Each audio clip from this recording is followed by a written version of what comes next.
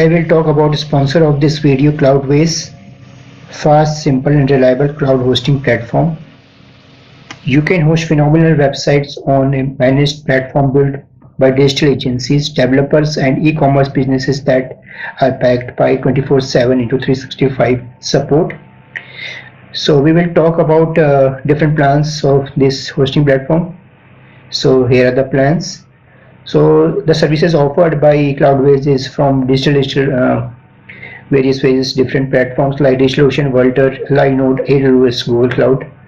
So you can choose any plans from here basis on your requirement. So here are all the plans. You can go to this part of this page and you can select your services, and you can also try it for free. Register Cloudways today. We have placed a link in the descriptions. Happy hosting. Let me show you the table structure here. It has a user ID attribute as the partition key and an SK attribute as the sort key. It has a GSI, the global secondary index, which uses SK as the partition key and the top score as the short key. And actually I have another video to describe how I designed this schema. You can find the video link here. Before you start to create the Springboot MVC project, you need to follow another video to configure the AWS CLI to create this leaderboard table. I have also put the link here. You can find the source code here. And after you run all the AWS CLI command, you will create this DynamoDB table. You can check it out, the source code, the command in the GitHub. And after you have run the command, and you will see the table in the AWS console. Okay, let's start to explain the code. I will not create the whole Springboot project from scratch. If you want to do it from the very beginning, you can go to this Spring Initializer website. It will create a startup project for you. In this website, you need to specify your own package name. And most importantly, remember to add the dependency. Since we are creating a Springboot Web MVC project, we need to add this Spring Web dependency. And after you have added dependency and fill up all the project details, and you can click the generate button and it will download a zip file. You can expand the zip file and open it with the Java IDE, the IntelliJ IDE, or you can directly go to the GitHub. I have put my source code here. Now let's walk through the source code. It is essentially a Maven project, and now show you the pom.xml file. You can see that the Springboot starter web is defined in the dependency section. I've also defined the Springboot starter tinyleaf because we use the tinyleaf template engine. And most importantly, you should remember to add the Amazon SDK, the DynamoDB enhanced client here. Otherwise, you cannot use the Java client for DynamoDB. Let's look at the project structure here. It is a MVC project. For the real part, we use tinyleaf as the template engine. And the main.html is the real part. For the controller, we have the mycontroller.java. And for the model, we have the leaderboard.java, which is a plain Java. In the application class, the leaderboard web application, which is the starting point of the application, I have initialized the DynamoDB client here. I have specified the AWS region here. Actually, I have configured the AWS CLI so that it can connect to the AWS DynamoDB table here. You can take a look at another video for the configuration of the AWS CLI. Let's look at the build part, the main.html. It is just a very simple HTML file. It uses the TinyLib template engine. It just displays a list of results returned from the controller. You can see that it just looped through a list of player score, which is returned from the mycontroller.java, and all the top score will be displayed in an HTML table. Let's go to see the controller class, mycontroller.java. In the controller, I have auto-write the DynamoDB client here, and we have 3 get mapping paths. It actually defines the path of our web application.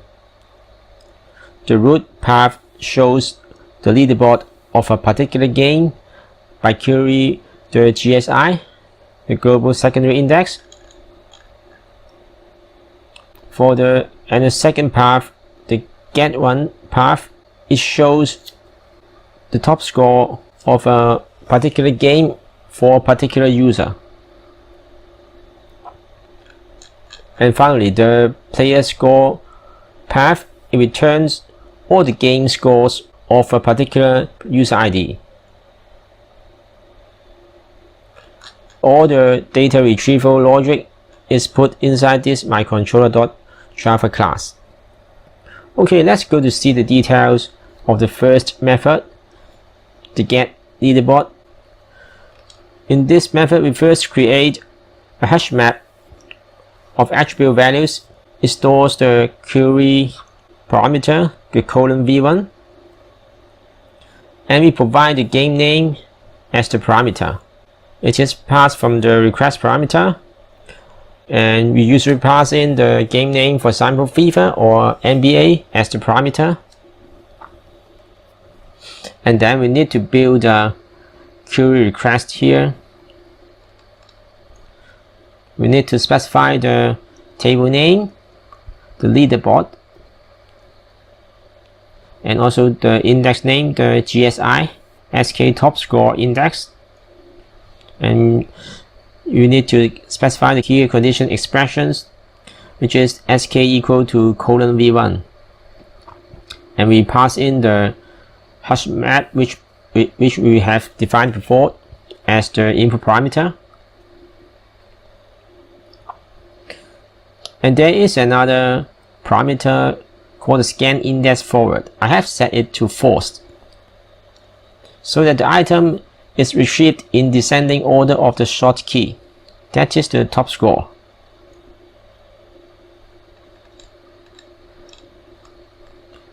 And now we can use the DynamoDB client to create a response object, the query response. We get a list of map from the response object, and then we need to do a conversion of the map object to our model class, the leaderboard. You'll see that it just get the attribute from the map and then put it in a variable, and then we create a leaderboard, and finally it returned the model to the main.html. This is the first method in the controller. Let me run the application for you. I just type mvn Springboot 1.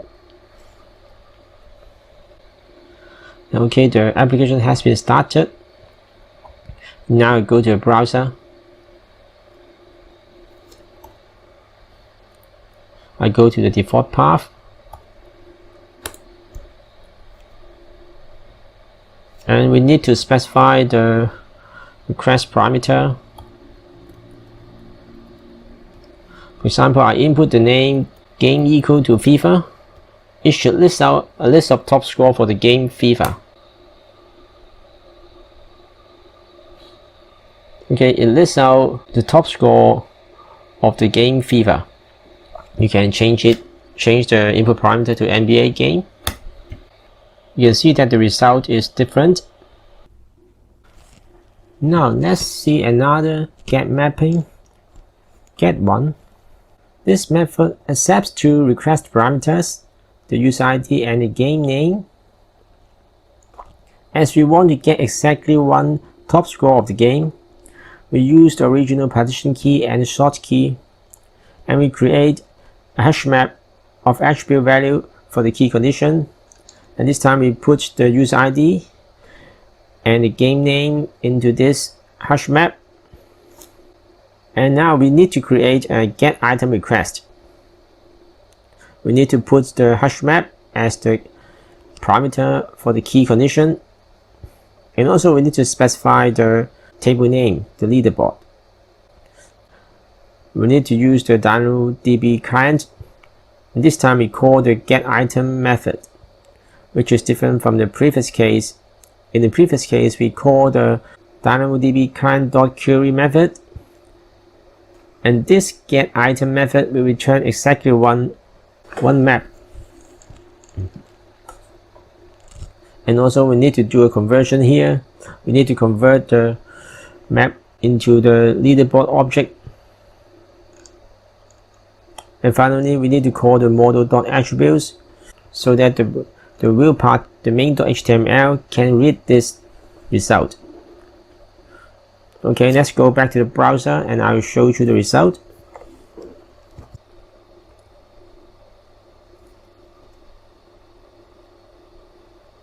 And this time we call get one.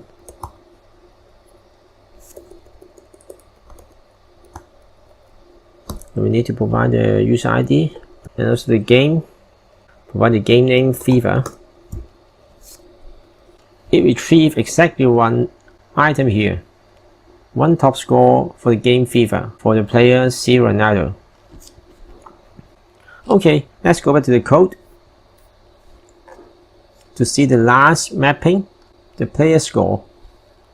This method accepts one parameter, the user ID, and it retrieves all the game score for that user ID. It uses partition key user ID to query, so we specify the attribute values, that is the query condition user ID equal to :v1, and we assign the user ID as a parameter. So we put user ID to the hash map and we create a query request. We specify the table name leaderboard, and also we need to specify the key condition expression user ID equal to :v1, and we need to put the hash map, the attribute value hash map, as the parameter. And similarly, we use the DynamoDB client. We call the query method again, and this time we return a list of object here, a list of map. Similar to the first case, we do a conversion of the map to the leaderboard object, and we put in a list, and finally it returns back to the view, to the main.html. Okay, let's go back to the browser and I run it for you.